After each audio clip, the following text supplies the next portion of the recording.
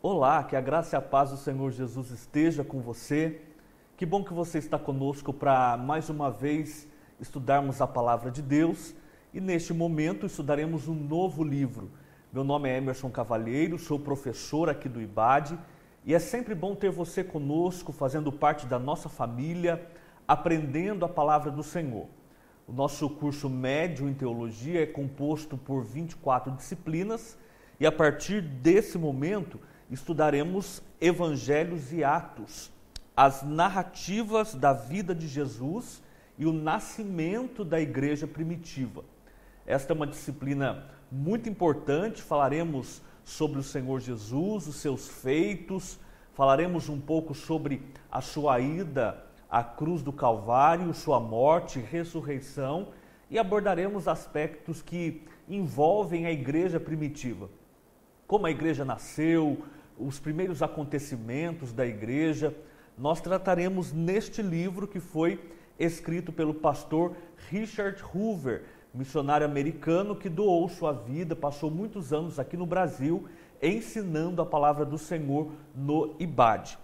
Vamos dar uma olhada no que estudaremos neste livro, Evangelhos e Atos, as narrativas da vida de Jesus e o nascimento da igreja primitiva.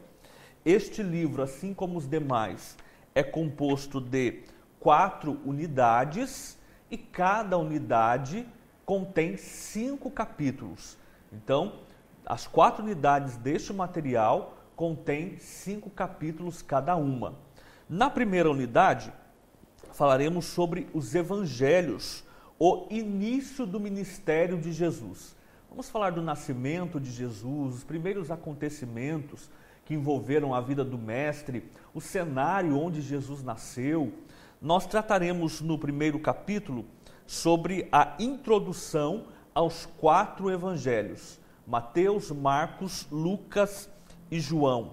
Já no capítulo 2, falaremos sobre a introdução de Jesus Cristo. No terceiro capítulo, a história e ministério de João Batista e a tentação de Jesus. Nós sabemos que o Senhor Jesus foi tentado pelo diabo e vamos lembrar ou vamos aprender como Jesus enfrentou a tentação e falaremos também de João Batista, o precursor do Messias. No capítulo 4, ministério inicial Palestina e no último capítulo da unidade 1, falaremos sobre maravilhas e controvérsias. O Jesus que operou grandes maravilhas e milagres também passou por situações difíceis, especialmente com os religiosos da época. Ele falou algumas cidades impenitentes. Nós lembraremos e falaremos um pouco disso na unidade 1 do nosso livro. A unidade 2 tem por tema os evangelhos, ensinamentos fundamentais de Jesus. Primeiro capítulo, ensinamentos fundamentais de Jesus, os ensinamentos, o que Jesus falou, as ordens, as recomendações, as lições que Jesus deixou ao seu povo, aos seus filhos, nós falaremos no capítulo 1. No capítulo 2, vamos aprender sobre os segredos do reino. No terceiro capítulo, aprendendo de Jesus. No quarto capítulo, o ministério em Judeia. E o quinto capítulo, o ministério em Pérea e arredores e sua última viagem a Jerusalém. A unidade 3 tem por tema os evangelhos, os últimos dias de Jesus. Agora veremos aspectos ligados aos últimos momentos de Jesus, bem como a crucificação, como foi a crucificação, os principais elementos que envolveram a crucificação, a ressurreição e também a ascensão do Senhor Jesus Cristo. O primeiro capítulo tem por tema o início da batalha final. O segundo capítulo, o sermão escatológico de Jesus. Capítulo 3, ou terceiro capítulo, os últimos dias antes da crucificação. Quarto capítulo, a paixão de Cristo. E quinto e último capítulo ressurreição, aparições e ascensão. Será que depois que ele ressuscitou, ele apareceu para as pessoas? Pessoas o viram? Quantas pessoas o viram? E também a ascensão. Como foi a subida de Jesus aos céus? Nós veremos isso na unidade 3 e vamos fechar o livro com a unidade 4, que tem por tema Atos, história do Pentecostes na igreja primitiva.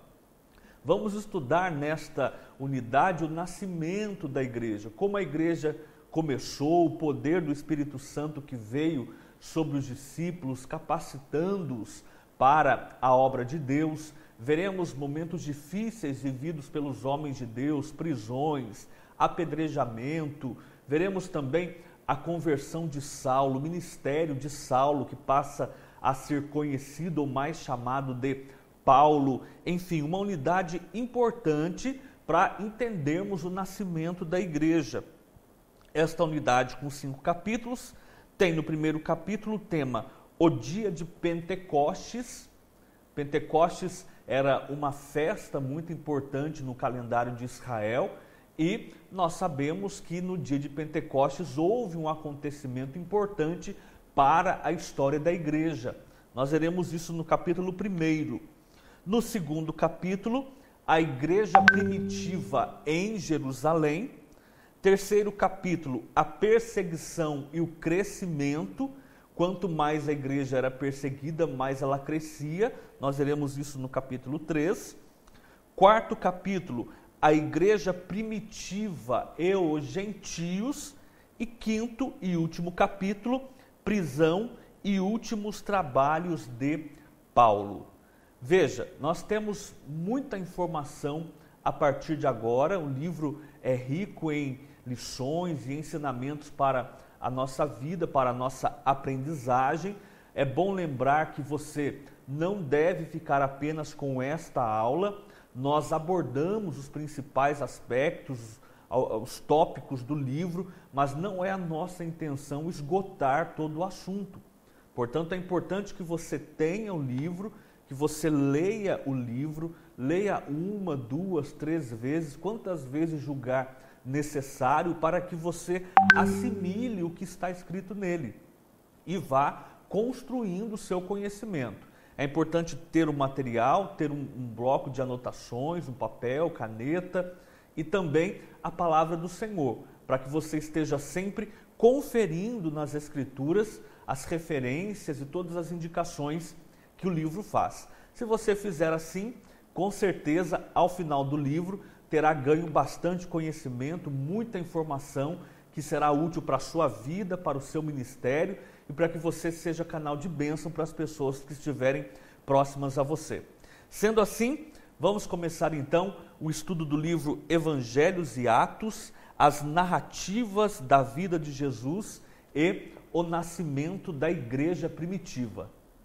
Vamos começar então a estudar a unidade 1 do nosso livro, os Evangelhos, o início do ministério de Jesus. Vamos falar um pouco sobre os principais aspectos que envolveram o ministério de Jesus no início, o nascimento de Jesus, e vamos apresentar também uma panorâmica dos Evangelhos, Mateus, Marcos, Lucas e João. O capítulo 1 tem por tema Introdução aos 4 Evangelhos. É bom que nós lembremos, que nós tragamos à memória a situação cultural dos dias de Jesus. Nós temos no cenário, dominando o mundo, o Império Romano, e Jesus nasce debaixo do poderio de Roma, quando o povo de Israel estava debaixo do domínio romano. Você deve se lembrar, em aulas anteriores, nós falamos dos povos que foram dominando ao longo da história. Falamos dos assírios, falamos dos babilônios, já falamos também do Império Persa, Medo-Persa, falamos dos gregos. E neste momento específico, quando Jesus chega ao mundo, quem está no poder é o Império Romano. Há um intervalo entre o livro de Malaquias e Mateus de cerca de 400 anos, um período que nós conhecemos como interbíblico ou período interbíblico, e muita coisa aconteceu, muita coisa, muita informação, muitos dados históricos aconteceram ao longo deste período. Agora veja bem,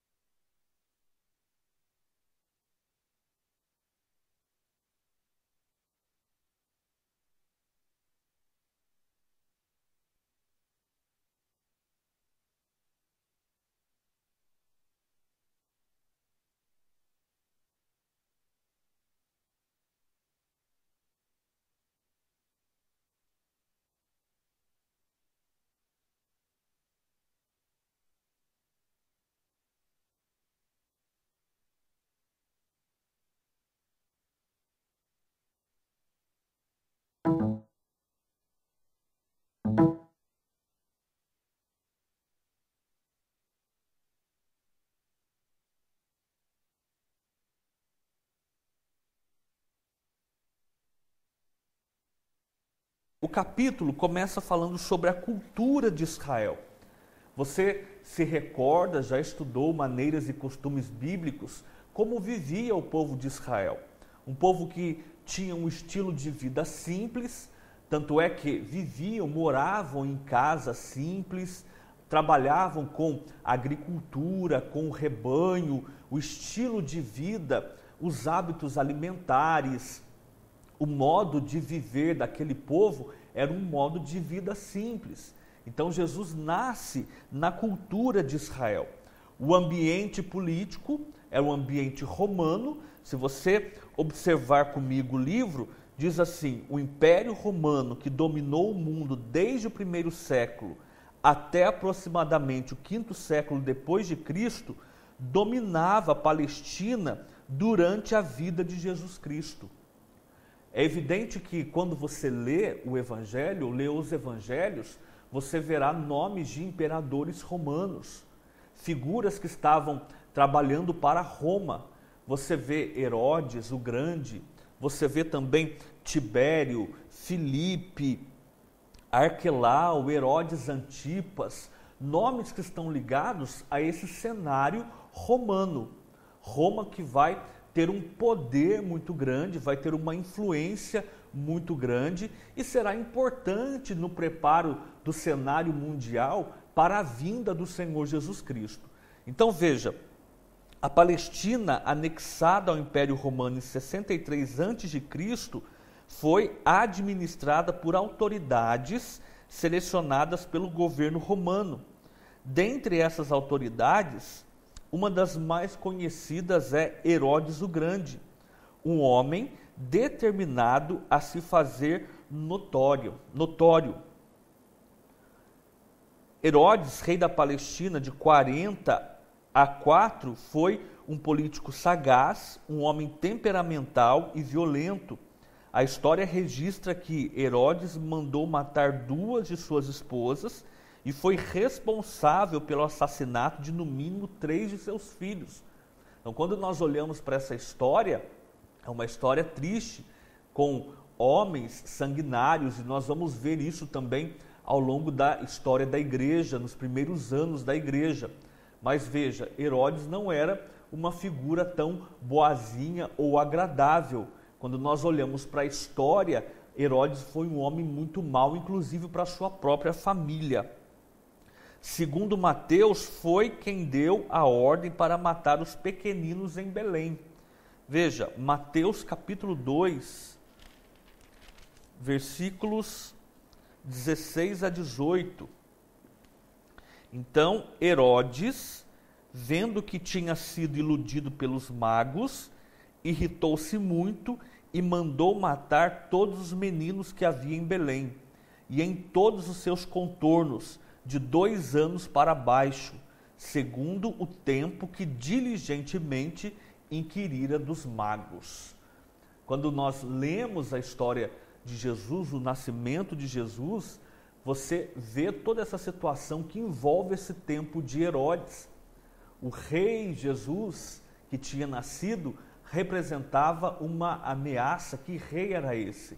Precisamos acabar com isso. Rei sou eu, dizia Herodes, pensava Herodes, melhor dizendo. O rei está em Roma.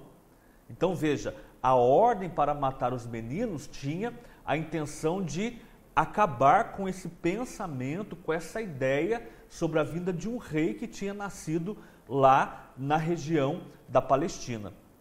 O livro também diz assim: Herodes, no período de seu reinado, estabeleceu uma polícia secreta, impôs pesados impostos, organizou vários projetos proeminentes de arquitetura, entre eles a reforma do templo.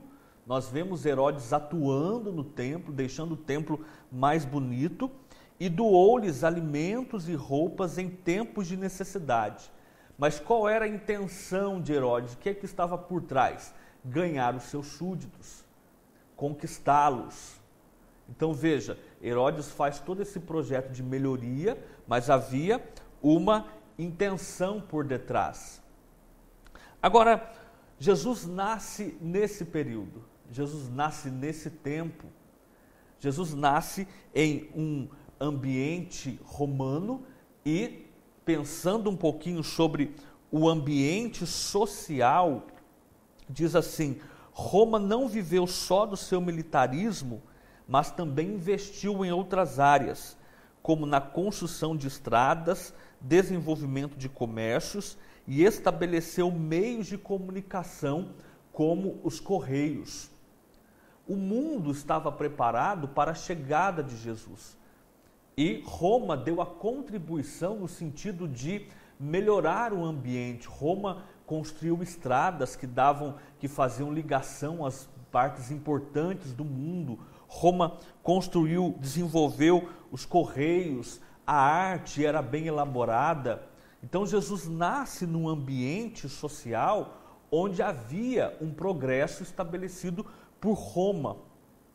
Pensando na região da Palestina e no modo de vida de Jesus, nós sabemos que seus pais eram simples, era uma família simples, Maria, José não eram casados ainda. O nascimento de Jesus se dá de forma sobrenatural, nós veremos um pouco mais à frente. Agora, é bom que nós nos lembremos da simplicidade daqueles dias. Como já disse, as casas eram simples, próximas umas às outras, a comida era simples, os períodos de refeição, especialmente 2 períodos, o período da manhã e também o período chamado de ceia. O livro nos traz algumas informações sobre as casas. Veja, as cidades de médio e grande porte da Palestina tinham muralhas em volta. As entradas eram pelos portões, que à noite eram fechados. Havia um centro, uma praça onde os cidadãos se reuniam, faziam negócios e discutiam as notícias das redondezas. As residências da aristocracia nas cidades eram feitas com tijolos resistentes ou de concreto, mas as casas da maioria dos judeus eram humildes, geralmente eram pequenas. O material de construção era tijolo simples, feito de barro e palha. O forro para os telhados era feito de uma mistura de lodo e palha. Era necessário trabalhar bem o forro a fim de não deixar brechas por onde poderia entrar chuva. O livro nos traz mais detalhes sobre a simplicidade daqueles dias, a simplicidade daquelas casas. No tocante à alimentação, geralmente comiam pão, leite, grãos, frutas e peixes. Lembrando que viviam numa região litorânea, boa parte deles viviam em região litorânea, estava o Mar Morto, o Mar da Galileia, que era um lago. Então, era uma região que favorecia especialmente o Mar da Galileia, os peixes. Então a alimentação do povo era pão, leite, grãos, frutas e peixes e outros elementos mais. Pensando no ambiente religioso, é sabido, é notório que a religião tinha uma importância muito grande para os judeus e Jesus vem e nasce na religião judaica, debaixo dos preceitos da lei. Os pais de Jesus cumprem os mandamentos da lei quando Jesus nasce e nós veremos ao longo da vida de Jesus o desafio de enfrentar os religiosos. A religião, a religiosidade deturpada daqueles dias, onde os líderes religiosos, os praticantes da religião, estavam tão apegados a alguns detalhes e à letra da lei e esqueceram-se da essência da lei, o amor, o cuidado com o próximo. E nós veremos Jesus indo às sinagogas, tendo confrontos com religiosos, dentre eles os fariseus, os saduceus e outras linhas religiosas da época. Então, o Novo Testamento é um período, a vida de Jesus é um período permeado pelos religiosos e pela religiosidade em Israel. Veja bem, o judaísmo era a religião dos judeus. O alicerce de sua fé eram as escritas da lei mosaica e dos profetas veterotestamentários. O judaísmo, com seus ritos, cerimônias, sacrifícios e holocaustos, ainda predominava quando Jesus chegou ao mundo, constando como a religião nacional dos judeus. Então Jesus está nesse cenário onde a religião judaica está acontecendo, onde a lei está vigorando, os profetas. Nós vemos a prática e vemos Jesus, inclusive, citando a lei, citando os profetas. Então, o ambiente religioso era importante nesses dias de Jesus. Muito bem, para encerrarmos o capítulo, vamos falar um pouco sobre os propósitos dos evangelhos. Nós temos aí os evangelhos sendo escritos a partir do ano 40, 45, alguns estudiosos situam entre 45 e 85, pode ser que em outras literaturas você encontre outras datas aproximadas, mas nós temos esse período de tempo aí para vermos os evangelhos sendo preparados. Como você sabe, 4 evangelhos, Mateus, Marcos, Lucas e João. Há literaturas falando sobre a composição dos evangelhos, como se deu.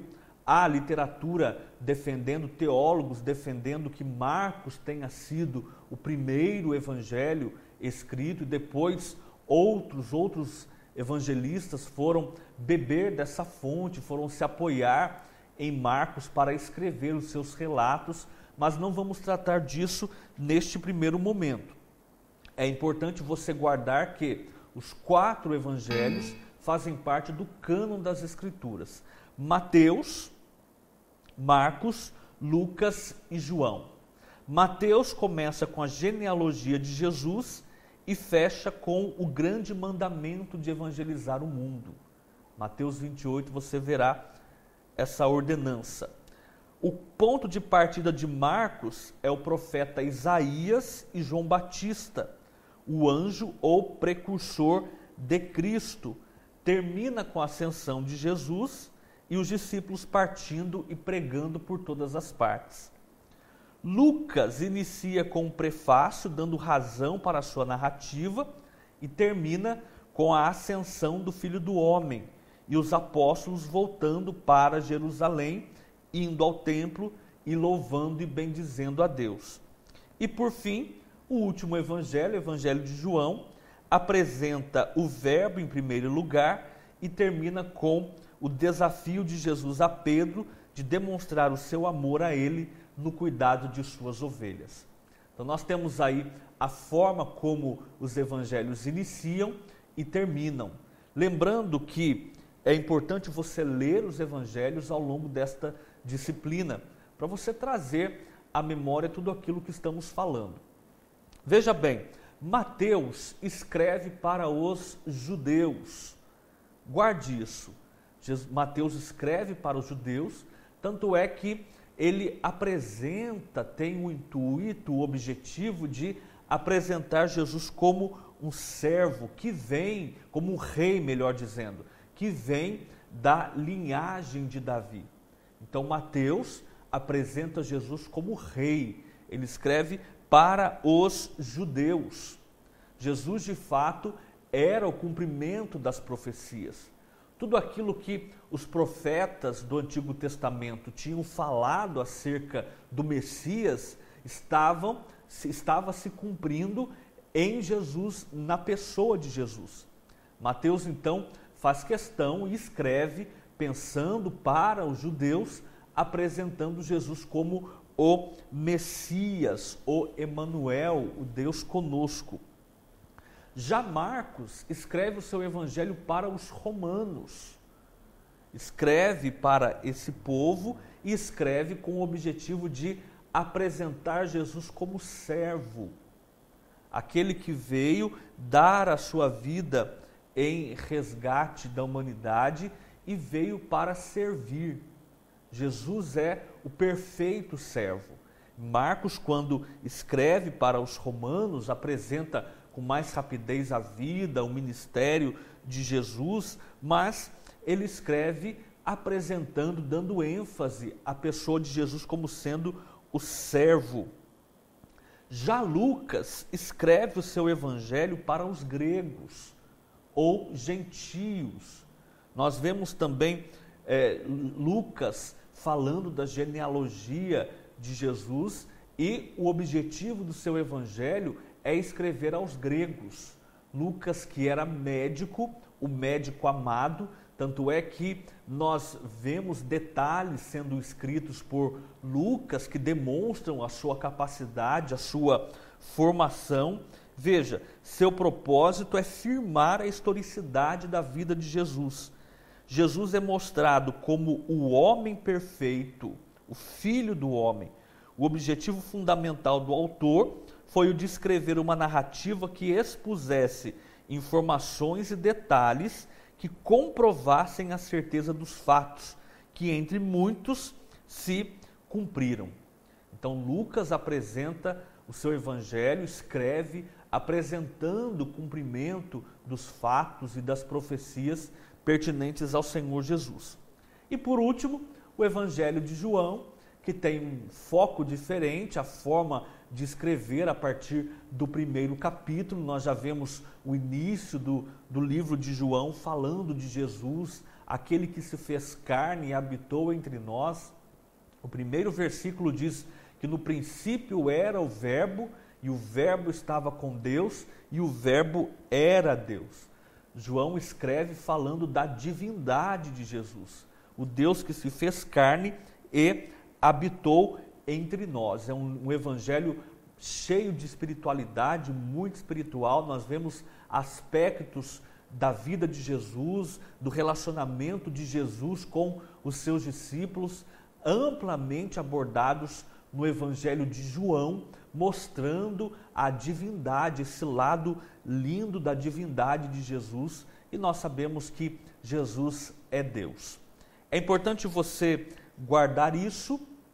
E para finalizar o capítulo, nós temos alguns temas e versículos chaves. Mateus apresenta Jesus, o Rei Messias, Mateus 2:2.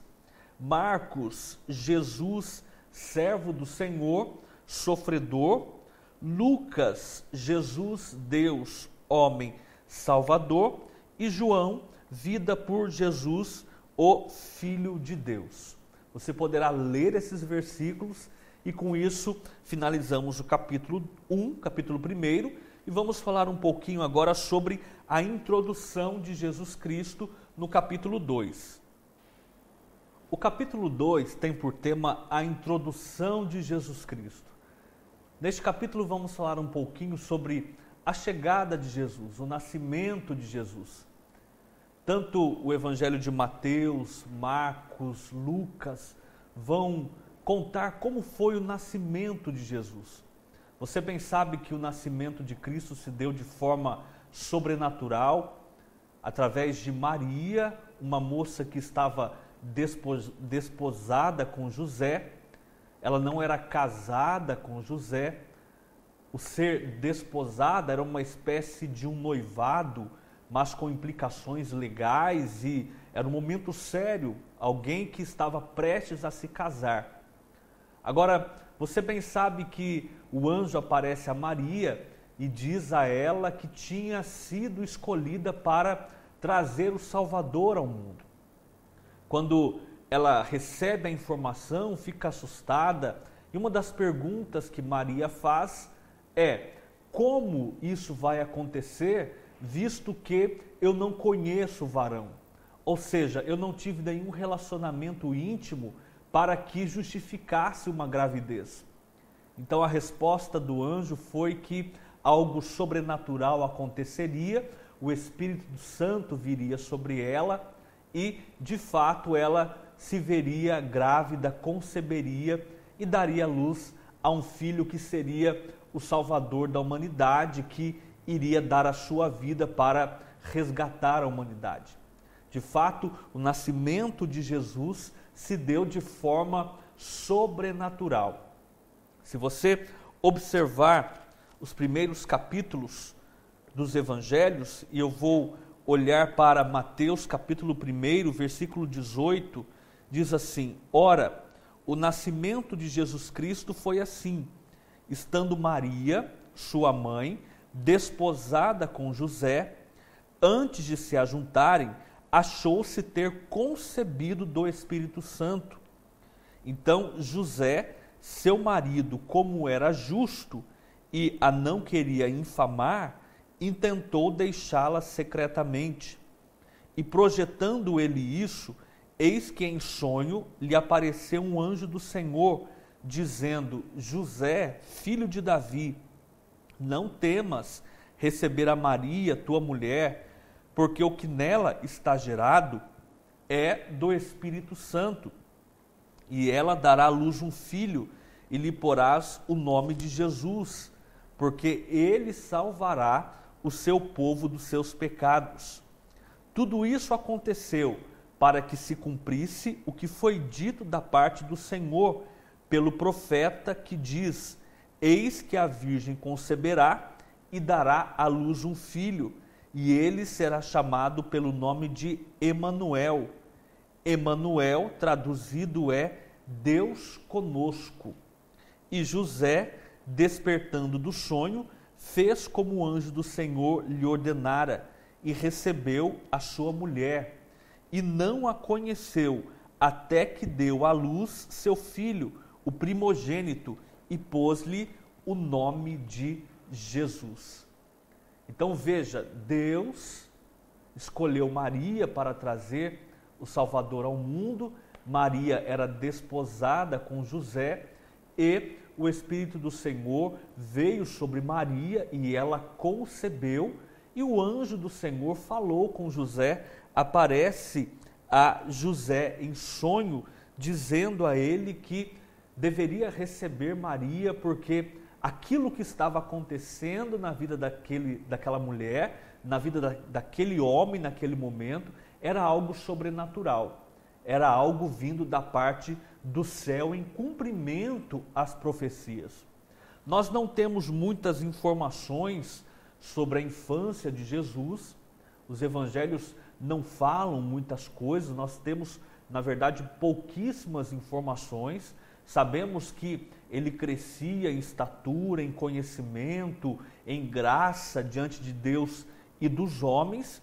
Cuidado para não criar ideias fantasiosas acerca da infância de Jesus, como algumas pessoas fazem, acabam projetando ideias mirabolantes, sendo que nós não temos nos evangelhos registros da infância de Jesus.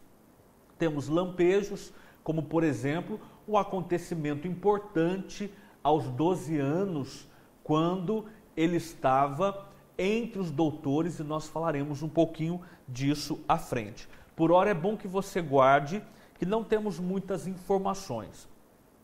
O Evangelho de Mateus e o Evangelho de Lucas, ambos nos apresentam a genealogia de Jesus. Talvez você pode ficar um pouco confuso ou já pensou por que as genealogias são diferentes. Nós vamos esclarecer isso. Uma das explicações para as diferentes genealogias, veja comigo Mateus capítulo 1 e Lucas capítulo 3. Mateus capítulo 1 diz assim: livro da geração de Jesus Cristo, filho de Davi, filho de Abraão. Abraão gerou a Isaque, e Isaque gerou a Jacó, e Jacó gerou a Judá e seus irmãos. E por aí vai a narrativa falando da genealogia de Jesus, a partir de Abraão. Se você abrir comigo o Evangelho de Lucas, capítulo 3, diz assim: e o mesmo Jesus começava a ser de quase 30 anos, sendo, como se cuidava, filho de José, e José de Eli, e Eli de Matate, e Matate de Levi, e Levi de Melque, e Melque de Janai, e Janai de José, e José de Matatias, e por aí vai. Veja que são duas genealogias diferentes. Uma falando apresentando Jesus sendo da descendência de Davi, e começa a falar de Abraão, puxa lá para a história de Abraão, e a outra genealogia falando de José e da ascendência de José. Vamos entender isso. O livro diz assim: as diferenças entre as genealogias devem-se ao fato de que Lucas traçou a linhagem de Jesus através de Natã, filho de Davi, e Mateus através de Salomão. Chegamos ao consenso de que a linhagem de Mateus tem a ver com os ancestrais de José, enquanto Lucas sublinha os de Maria, o lado maternal. Outros preferem a explicação de que as duas genealogias são simbólicas. Mateus, representa o aspecto real de Jesus, e o outro, Lucas, o perfil sacerdotal. Tendo entendido esse aspecto ligado à genealogia, vamos recordar eventos do nascimento de Jesus. Nós temos os pastores no campo, nós temos também os reis que levaram ouro, incenso e mirra a Jesus. Especialmente Mateus e Lucas vão nos contar pormenores desses acontecimentos. Vão nos contar como tudo isso aconteceu. Lucas também vai falar que no 6º mês de gravidez de Isabel, o anjo Gabriel visitou Maria para anunciar-lhe o nascimento de um filho. Não sabemos exatamente qual era a idade de Maria, mas, segundo alguns estudiosos, ela tinha entre 15 e 18 anos de idade. Então você veja aí quantos anos aproximadamente tinha Maria quando ficou grávida. Ora, o nome de Jesus foi dado por orientação divina e significa Salvador em grego. Logo após o relato do nascimento de Jesus, Lucas nos conta a história dos pastores que receberam a notícia de que o Messias havia nascido. O anjo do Senhor lhes comunicou as seguintes palavras: pois na cidade de Davi vos nasceu o Salvador, que é Cristo o Senhor. O capítulo 2 do nosso livro tem por tema a introdução de Jesus Cristo. Vamos falar um pouquinho sobre o nascimento do Senhor. Você bem sabe que o nascimento de Jesus se deu de forma milagrosa, de forma sobrenatural. Um certo dia, um anjo apareceu a Maria, uma menina que tinha entre os seus 15 e 18 anos, uma moça, segundo os historiadores, o anjo aparece a ela e diz que ela tinha sido escolhida por Deus para trazer ao mundo o Salvador. Você se recorda que Maria ficou assustada e disse que não tinha condições daquilo acontecer porque ela não tinha conhecido o varão. Como é que poderia ela estar grávida, sendo que era desposada? Estava em uma espécie de um contrato de noivado com José, o seu futuro esposo, mas não tinham tido nenhum relacionamento sexual, nenhum envolvimento que justificasse a gravidez. Aliás, naqueles dias, ser desposada era estar em um compromisso sério, inclusive com implicações legais. E não poderia o casal ter relação sexual. Agora, Maria recebe a notícia de que estava grávida. José, quando soube disso, quis até fugir e tentou deixá-la secretamente, porque a situação ficaria complicada. Mas o anjo aparece a José e diz a ele para que não fizesse aquilo, porque de fato um projeto divino estava acontecendo e estava se cumprindo. Veja, o nascimento de Jesus, o Emanuel, Deus conosco, era cumprimento das profecias veterotestamentárias. Isaías profetizou, Miqueias profetizou e outros profetas falaram da vinda desse Messias e agora de fato estava se cumprindo naqueles dias através de Maria, que foi escolhida para ser a mãe do Salvador.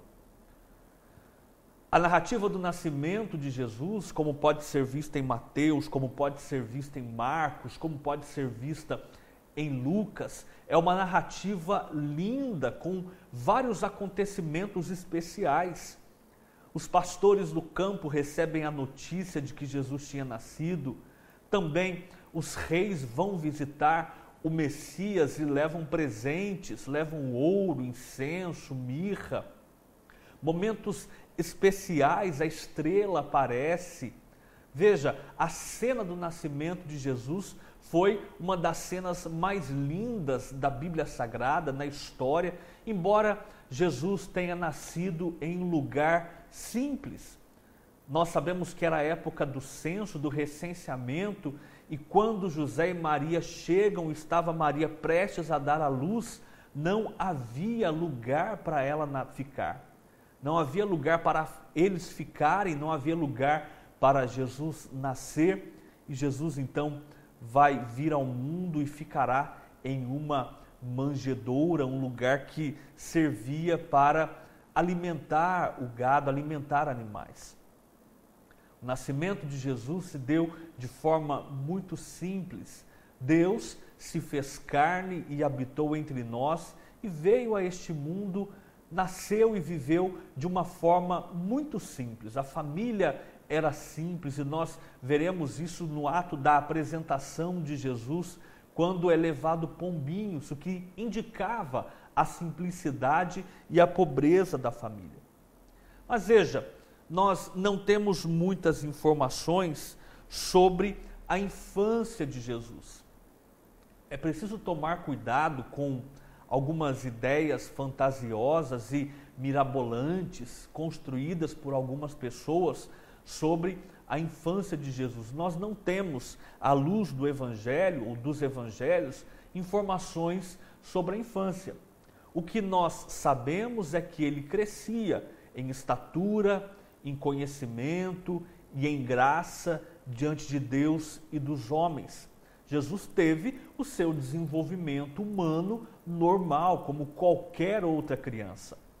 O que sabemos também é que aos 12 anos, Jesus teve uma experiência muito importante. Era a festa, e nós falaremos disso um pouco mais à frente, e Jesus vai estar, ou vai ser visto entre os doutores, falando com tamanha sabedoria para a sua idade. São aspectos da vida, infância de Jesus e pré-adolescência ou início da adolescência. mas nós não sabemos muita coisa sobre este período. Agora veja, o Evangelho de Mateus e o Evangelho de Lucas, ambos os evangelhos vão nos apresentar a genealogia de Jesus. Se você abrir a sua Bíblia em Mateus capítulo 1, você verá escrito assim: livro da geração de Jesus Cristo, filho de Davi, filho de Abraão. Abraão gerou a Isaque, e Isaque gerou a Jacó, e Jacó gerou a Judá e seus irmãos. Agora, se você abrir a sua Bíblia no Evangelho de Lucas, capítulo 3, Evangelho de Lucas, capítulo 3,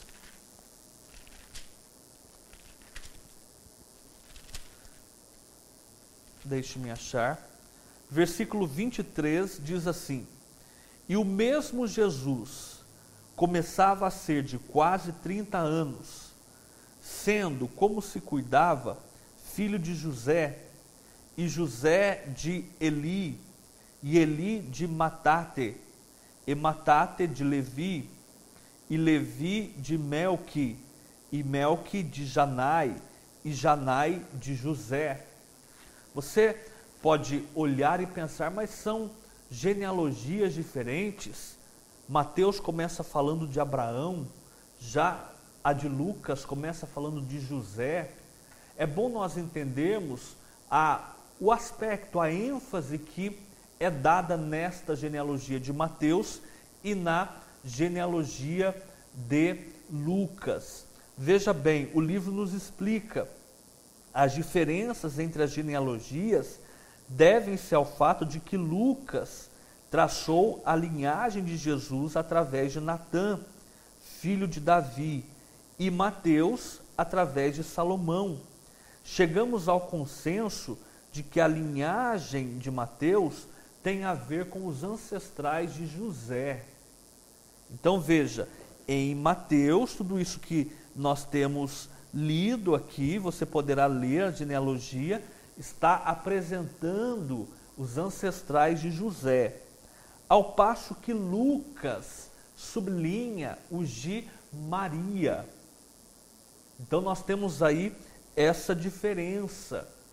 Nós temos Mateus apresentando José e Lucas apresentando Maria, o lado maternal.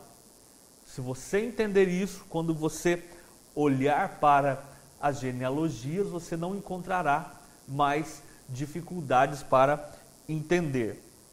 O livro, no capítulo 2, vai nos apresentar vários aspectos envolvendo o nascimento de Jesus. Eu já cheguei a citar alguns.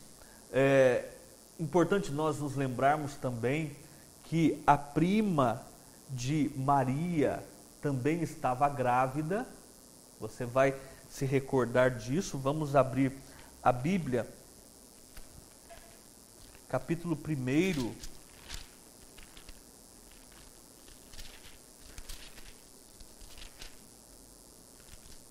de Lucas, versículo 39 diz assim: e naqueles dias, levantando-se Maria, foi apressada às montanhas, a uma cidade de Judá, e entrou em casa de Zacarias e saudou a Isabel.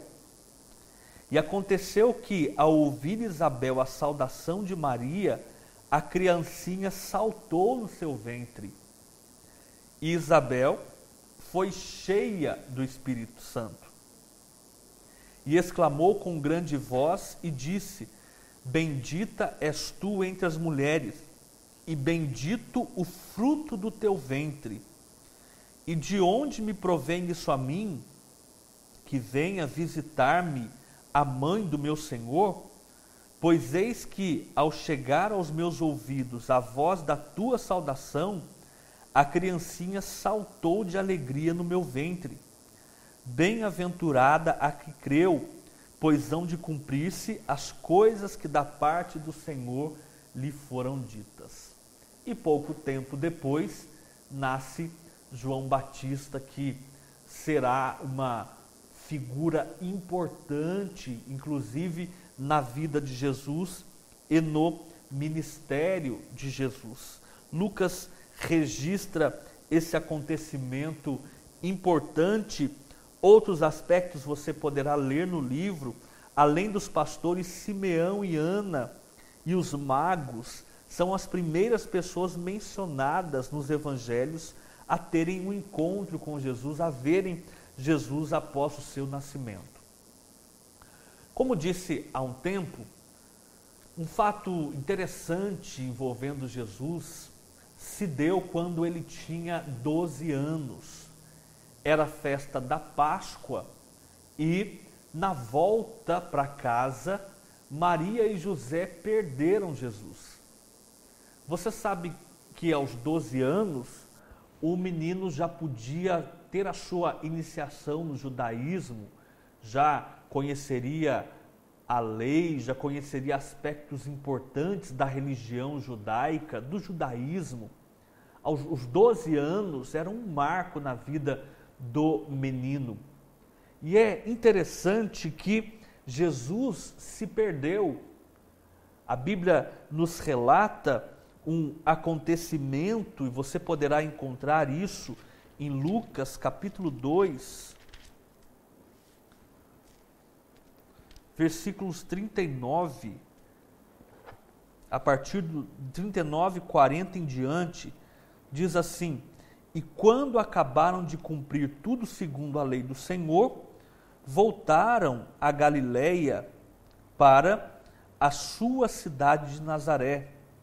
E o menino crescia e se fortalecia em espírito, cheio de sabedoria, e a graça de Deus estava sobre ele. Ora, todos os anos iam seus pais a Jerusalém, à festa da Páscoa. E tendo já 12 anos, subiram a Jerusalém, segundo o costume do dia da festa.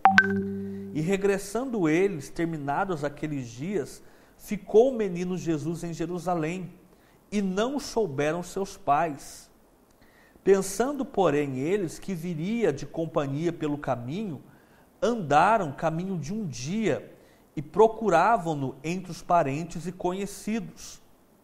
E como não encontrassem, voltaram a Jerusalém em busca dele. E aconteceu que, passados 3 dias, o acharam no templo, assentado no meio dos doutores, ouvindo-os e interrogando-os. E todos os que o ouviam admiravam a sua inteligência e respostas. E quando viram, maravilharam-se, e disse-lhe sua mãe: Filho, por que fizeste assim para conosco? Eis que teu pai e eu, ansiosos, te procurávamos. E ele lhes disse: Por que é que me procuráveis? Não sabeis que me convém tratar dos negócios de meu pai? E eles não compreenderam as palavras que lhes dizia. E desceu com eles e foi para Nazaré, e era-lhes sujeito. E sua mãe guardava no coração todas essas coisas, e crescia Jesus em sabedoria e em estatura, e em graça para com Deus e os homens.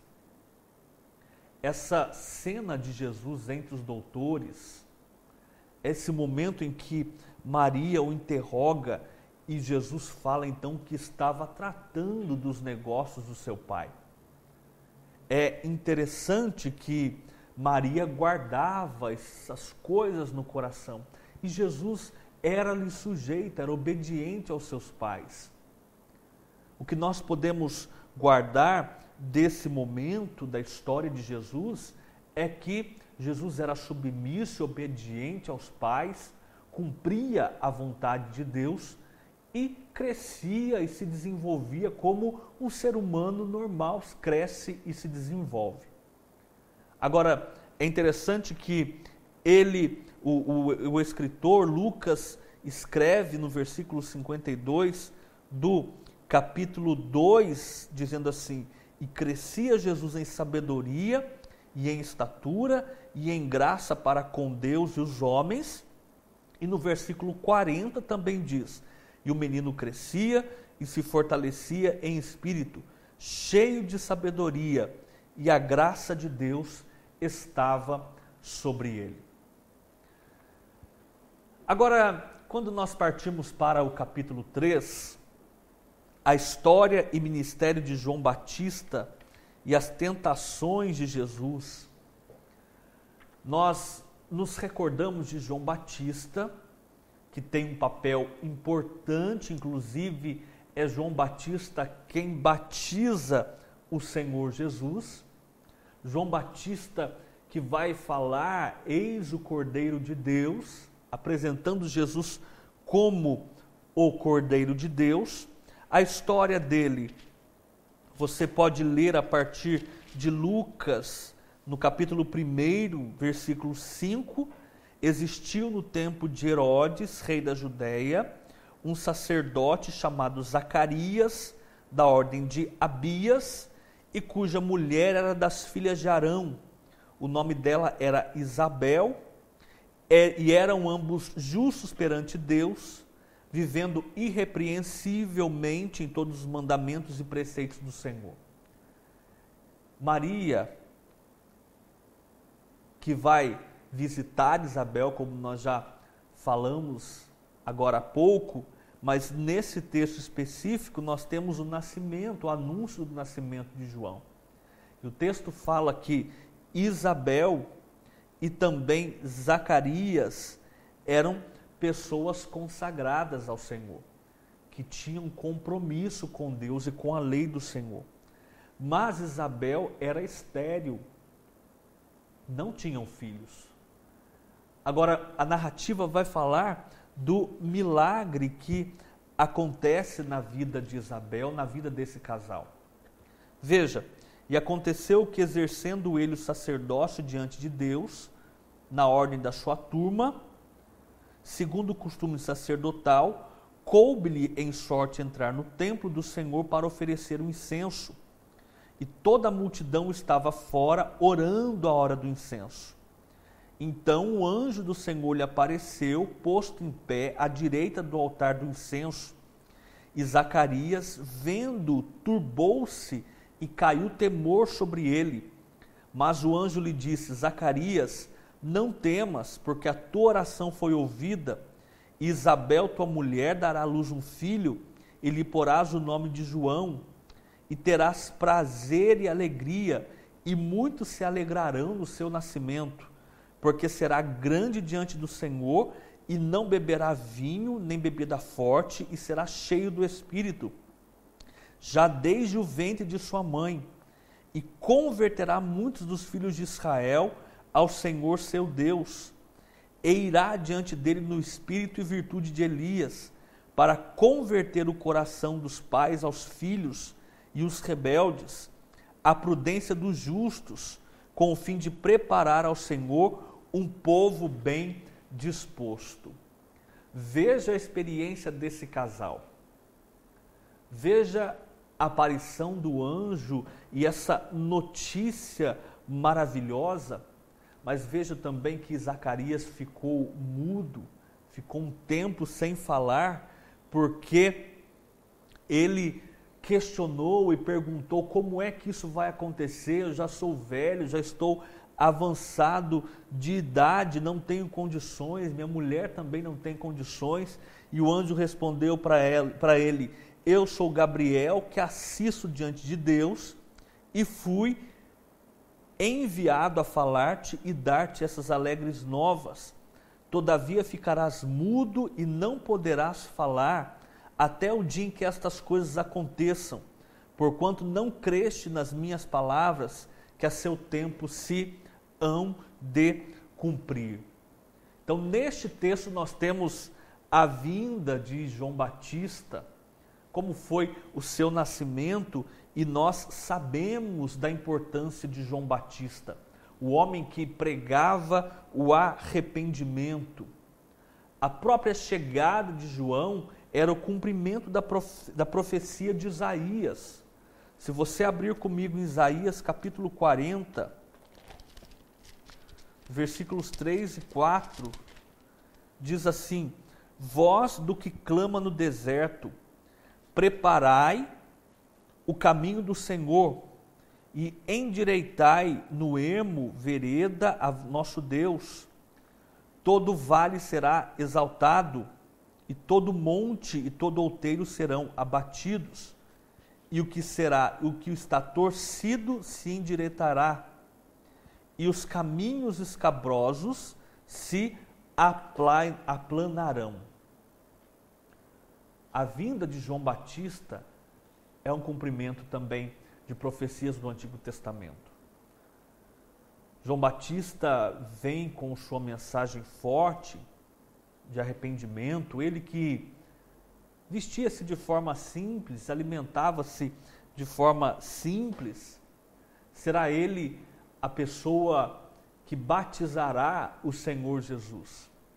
Ele não se achava digno de fazer isso, ele não se achava digno de batizar Jesus, mas convinha que se cumprisse a justiça. Jesus não tinha pecado, ele nasceu sem pecado, mas havia a necessidade de se cumprir toda a justiça. E Jesus será batizado por João Batista. E é interessante que o ato do batismo, o simbolismo do batismo que demonstra a morte para o mundo e o reconhecimento, ou tornar público a vida para Deus, o testemunho ou testemunhar a pessoa de Jesus Cristo. Jesus dá o exemplo do batismo se batizando. O próprio João fala: eis o Cordeiro de Deus que tira o pecado do mundo. Agora, é interessante no ato do batismo que houve ali uma manifestação da Trindade. Jesus estava sendo batizado, o Espírito Santo veio sobre ele na forma de uma pomba e também nós ouvimos o Pai falando: este é o meu Filho amado em quem eu me comprazo. A cena do batismo é uma cena clara e evidente da manifestação da Trindade divina. Pai, Filho e Espírito Santo estavam ali reunidos naquele momento. É interessante nós observarmos alguns aspectos ligados à vida de João, mas este capítulo também vai falar sobre as tentações de Jesus. Sabemos que Jesus foi tentado pelo diabo. Ele esteve em jejum, esteve num período com Deus, sem se alimentar. O Evangelho de Mateus, no capítulo 4, nos falará sobre isso.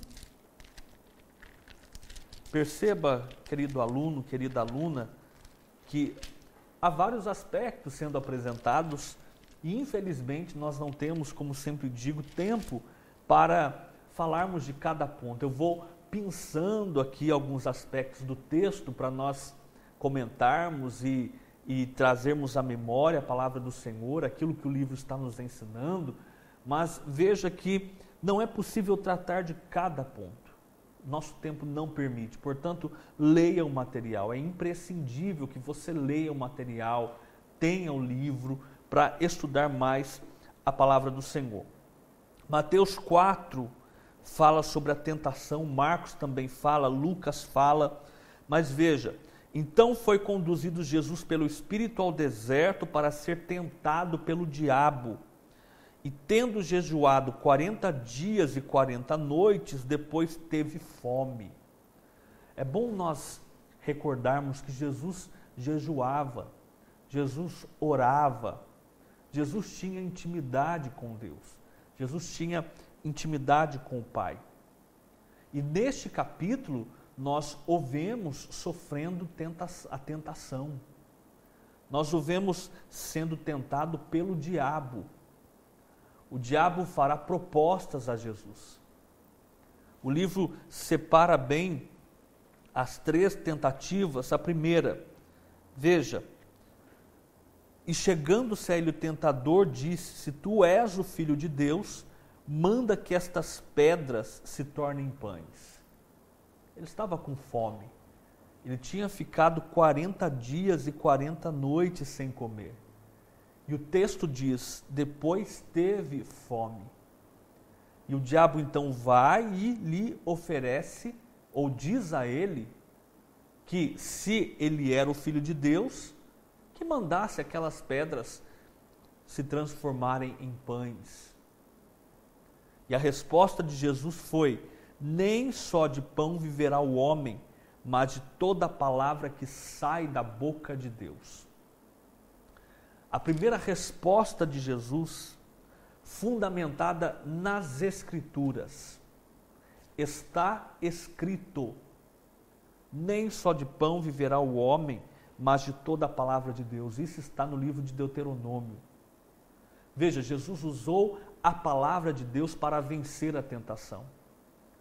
A segunda proposta, versículo 5, então o diabo transportou a cidade santa e colocou-o sobre o pináculo do templo e disse-lhe, se tu és o Filho de Deus, lança-te daqui abaixo, porque está escrito, aos seus anjos dará ordens a teu respeito e tomar-te-ão nas mãos para que nunca tropeces em alguma pedra.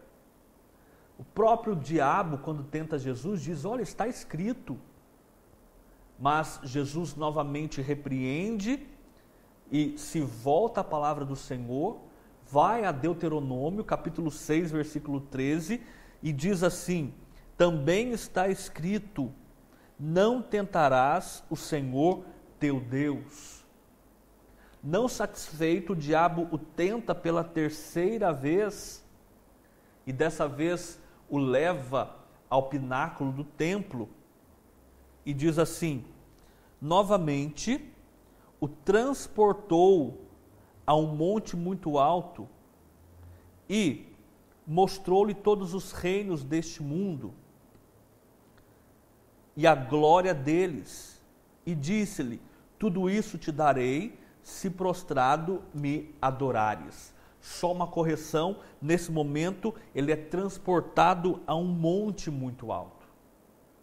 E o diabo diz a ele, tudo isto te darei, se prostrado me adorares. Ora, como poderia Jesus se prostrar e adorar ao diabo se todas as coisas pertenciam a Deus e são de Deus? Deus é o Criador de todas as coisas, do mundo e tudo que nele existe. Mas veja a astúcia do diabo e a tentativa do diabo. E Jesus novamente responde, veja, então disse-lhe Jesus, vai-te Satanás, porque está escrito, ao Senhor teu Deus adorarás e só a Ele servirás. Então o diabo o deixou. Terceira tentativa também frustrada, porque Jesus vai recorrer à palavra do Senhor e vai se apoiar na palavra, na lei do Senhor para enfrentar os ataques do diabo. E depois que isso acontece, a Bíblia diz que vieram os anjos e o serviram. Jesus novamente usa a palavra do Senhor, Deuteronômio 6, não tentarás o Senhor teu Deus, e repreende a Satanás. Nós podemos aprender para nós, podemos trazer para a nossa vida que a palavra de Deus é o mecanismo, é o recurso que temos para enfrentar a tentação. Quando o diabo se apresentar e oferecer coisas e tentar você e a mim, devemos ter a palavra do Senhor em nossa mente, em nosso coração, em nossa boca, porque é através da palavra dele que venceremos Satanás e suas artimanhas e suas propostas. Jesus nos deu um exemplo de que é possível vencer a tentação, de que é possível vencer a Satanás, mas precisamos estar munidos da arma certa, com as ferramentas certas, e no nosso caso, a palavra do Senhor. Jesus teve vitória completa sobre o diabo. Jesus teve vitória completa sobre todas as coisas, porque ele andava com Deus, tinha comunhão com Deus, orava, jejuava e tinha no seu coração e na sua mente a palavra do Senhor. Guarde estas palavras e vamos agora para o capítulo 4, que vai falar sobre o ministério inicial Palestina. Nós vemos o ministério de Jesus começando e Jesus chama homens para que o acompanhem, e Jesus chama esses homens das mais variadas personalidades, com profissões diferentes, pescadores. Vemos homens que estavam lidando no dia a dia com suas vidas e quando recebem o chamado de Jesus, imediatamente abrem mão daquilo que estavam fazendo e começam a seguir a Jesus. Homens diferentes, de famílias diferentes, alguns eram irmãos, com personalidades diferentes, mas Jesus os chama e os escolhe e vai lapidando esses homens que darão sequência à grande obra que seria feita na terra. Jesus veio para ficar um tempo, ele morreu, ressuscitou, ascendeu aos céus, enviou o Espírito Santo, como nós bem sabemos, e capacitou homens para que dessem seguimento à sua obra e continuassem com a igreja que ele veio fundar, e nós somos parte desta igreja. Estamos aqui levando a mensagem do reino. O chamamento dos apóstolos faz parte do seu ministério. Você poderá ler no Evangelho de Lucas, capítulo 6. Deixe-me abrir o Evangelho de Lucas,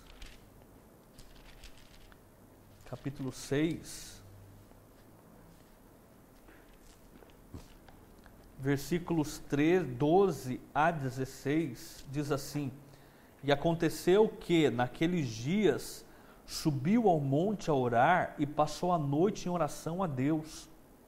E quando já era dia, chamou a si os seus discípulos e escolheu 12 deles, a quem também deu o nome de apóstolos: Simão, ao qual também chamou Pedro, e André, seu irmão, Tiago e João, Filipe e Bartolomeu, Mateus e Tomé, Tiago, filho de Alfeu, Simão, chamado Zelote, Judas, filho de Tiago, e Judas Iscariotes, que foi o traidor.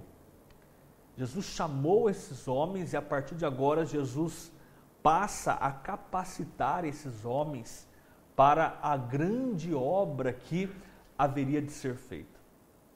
Homens imperfeitos, homens que deixaram a desejar em vários momentos. Dentre eles estava o traidor, como você bem sabe, Judas, aquele que traiu Jesus. Mas homens que foram a base para o nascimento da igreja, que em Cristo, que é o fundamento da igreja, começaram a fazer a grande obra. E nós vamos ver isso um pouco mais à frente. Esses homens passaram a conviver com Jesus, a ouvir de Jesus as histórias do reino, as lições do reino. Esses homens viram e presenciaram milagres de Jesus. Nós temos a trajetória de Jesus marcada por diversos milagres. Um deles, ou o princípio deles, foi em um casamento, quando Jesus transforma a água em vinho, as bodas de Caná. Lembrando que Jesus foi convidado para ir à festa, a festa que durava vários dias, e o vinho acaba. A mãe de Jesus vai até ele e diz: olha, acabou o vinho.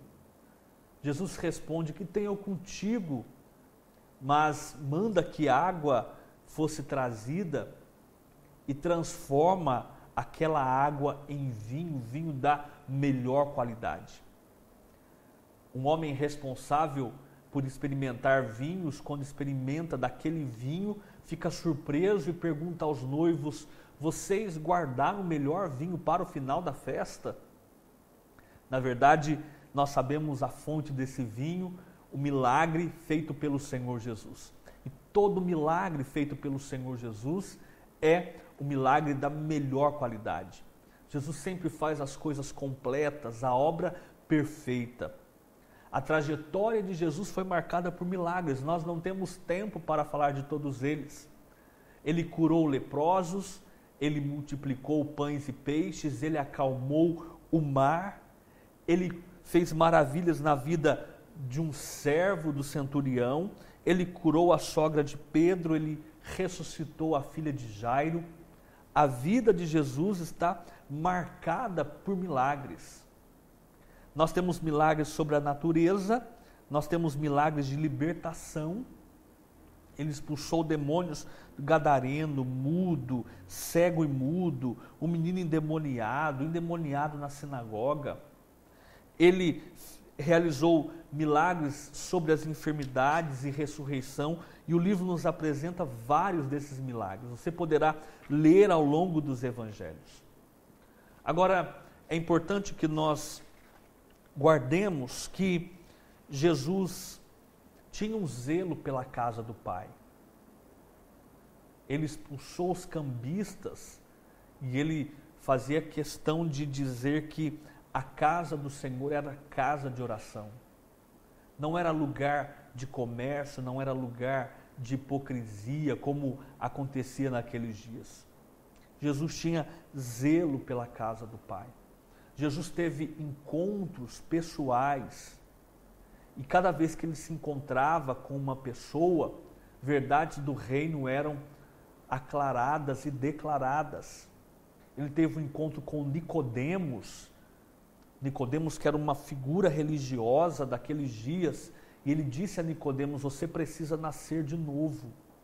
Ele teve um encontro com a mulher samaritana, transformou a vida daquela mulher, revelou verdades profundas acerca da história daquela mulher que ninguém sabia.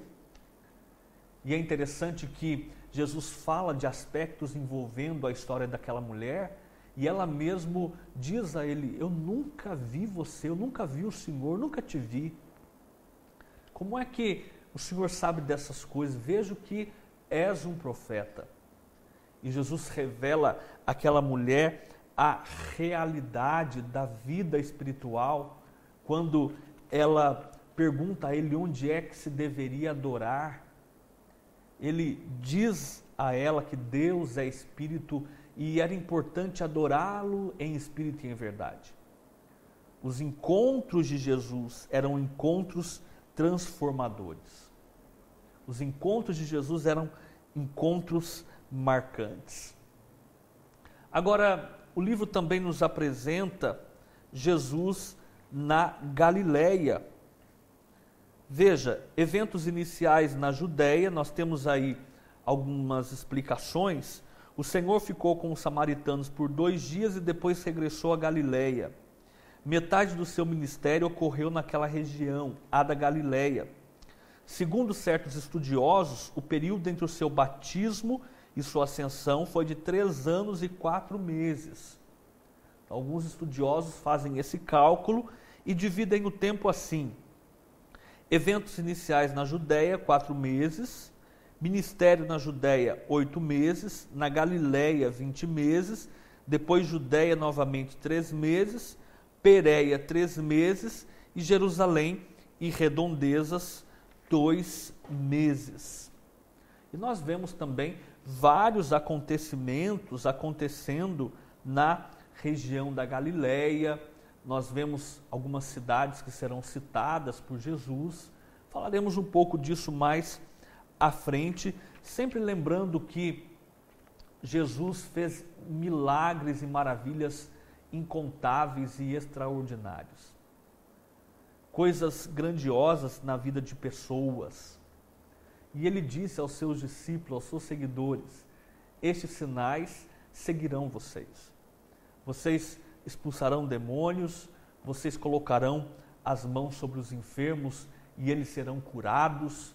E tantas outras coisas importantes que Jesus disse aos seus seguidores, disse a nós, e que precisamos colocar em prática e precisamos viver e vivenciar as palavras de Jesus. Porque somente assim, de fato, seremos reconhecidos como discípulos e seguidores do Mestre. O capítulo 5 do nosso livro fala sobre maravilhas e controvérsias. O último capítulo da unidade tem por tema maravilhas e controvérsias. No início, o ministério de Jesus não era tão conhecido, mas com o passar do tempo, especialmente com os milagres acontecendo, o nome dele passou a ser propagado e as pessoas começaram inclusive a reconhecê-lo como Messias e a chamá-lo de Messias. Agora, existem algumas cidades que infelizmente foram reprovadas por Jesus porque não o reconheceram, não reconheceram a presença do Messias e a graça de Deus sobre elas, mesmo com tantos milagres acontecendo. Essas cidades são chamadas e conhecidas na Bíblia como cidades obstinadas. Se você observar, o texto diz assim: muitos foram os lugares pelos quais Jesus passou, porém entre esses merece destaque, por conduta negativa da população, as cidades de Corazim, Betsaida e Cafarnaum, que encontravam-se ao norte do mar da Galileia. Esta última, principal cidade da região da Galileia, foi residência de Jesus.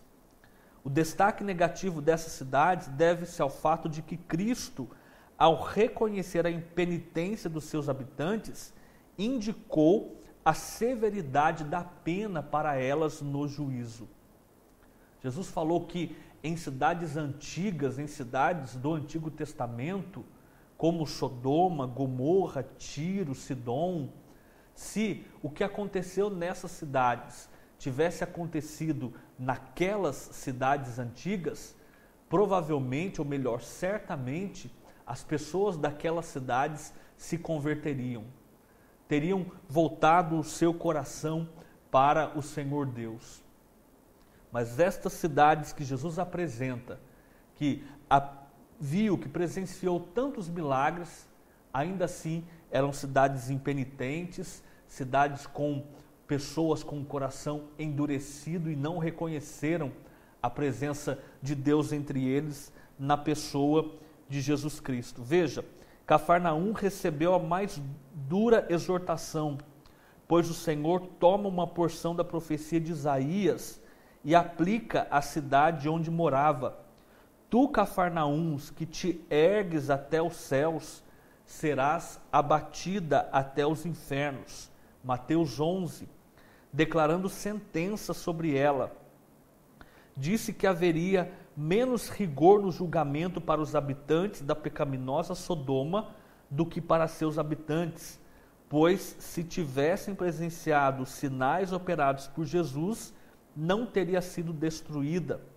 Se em Sodoma tivessem feito os prodígios que em ti se operaram, teria ela permanecido até hoje. A repreensão de Jesus a essas cidades, a palavra de Jesus a elas foi dura, porque se recusaram a reconhecer quem era Jesus Cristo e os seus milagres. Eram cidades impenitentes. Vemos Jesus expulsando espíritos malignos e com isso o seu nome começa a ser conhecido e divulgado. Jesus fala também sobre a vida do homem comparando a uma árvore com bons ou maus frutos. Jesus também é confrontado, é pedido a ele um sinal da sua messianidade e nós vemos que Jesus não dá nenhum sinal e ele cita duas situações, Jonas e também a rainha de Sabá, que visitou Salomão. Você pode ver isso aqui no texto. Vemos Jesus libertando a filha de uma mulher cananeia, essa mulher que vem até ele e clama por socorro e misericórdia porque a sua filha estava miseravelmente demoniada. E Jesus, no primeiro momento, não atende essa mulher, mas ela insistentemente pede, clama pela misericórdia dele, e ele então, num dado momento, quando escuta uma palavra de fé daquela mulher, ele então repreende o espírito daquela filha e ela então fica liberta. Para encerrar o capítulo, nós temos alguns aspectos importantes, como a confissão de Pedro. Pedro fez uma confissão essencial acerca da pessoa de Jesus. Quem dizem os homens ser o Filho do Homem? Muitas e variadas respostas surgiram. Uns dizem ser João Batista, outros Elias, outros alguns dos profetas que ressuscitaram, ou algum dos profetas que ressuscitou. Então Jesus disse: e vós, quem dizeis que eu sou? E Pedro então responde com ousadia: tu és o Cristo, o Filho do Deus vivo. E quando Pedro dá essa resposta, Jesus então diz a ele que não foi a carne ou o sangue que revelou estas coisas, mas sim o próprio Deus havia revelado. E o Senhor então diz: tu és Pedro, edificarei a minha igreja e as portas do inferno não prevalecerão contra ela. É importante nós guardarmos que, quando Jesus fala estas palavras, ele está dizendo: tu és Pedro, e sobre esta pedra, quando ele diz esta pedra, ele está apontando para si. Ou seja, ele está dizendo que a igreja estaria sendo fundamentada, alicerçada nele, no próprio Cristo.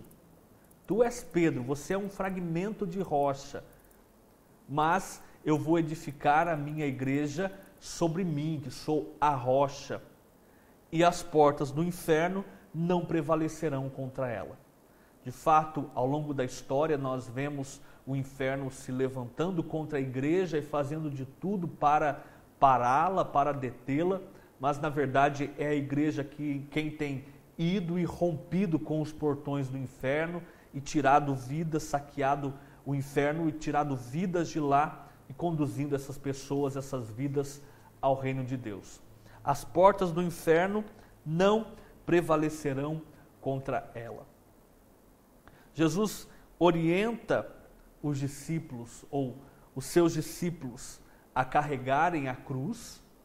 Veja, existem quatro frases chaves que incorporam o sermão. Se alguém quiser vir após mim, renuncie a si mesmo, tome sobre si a sua cruz e siga-me. O discípulo de Jesus deve seguir essas recomendações. Jesus está fazendo o seu sermão, Jesus já estava anunciando que ele haveria de morrer, mas a recomendação aos discípulos foi essa: se alguém quiser vir após mim, renuncie a si mesmo, negue a sua cruz, ou melhor, tome sobre si a sua cruz e siga-me. O capítulo encerra falando sobre a transfiguração de Jesus. Jesus, num dado dia, chama Pedro, Tiago e João, os leva a um alto monte com a intenção de orar, e lá ele se transfigura diante deles.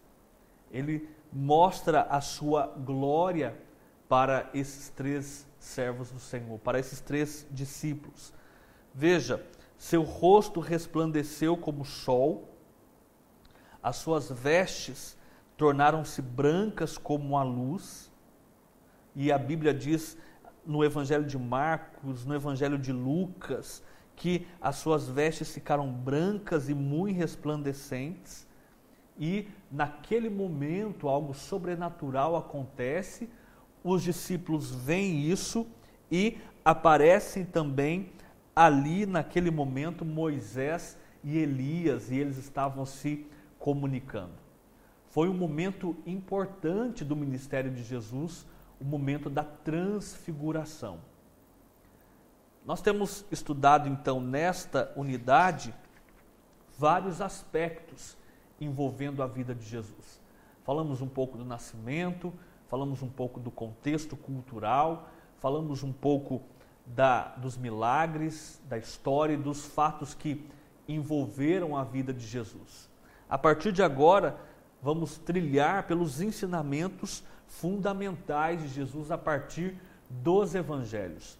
Por ora, leia a unidade 1, releia cada capítulo e vá assimilando mais e mais esse livro tão importante, Evangelhos e Atos.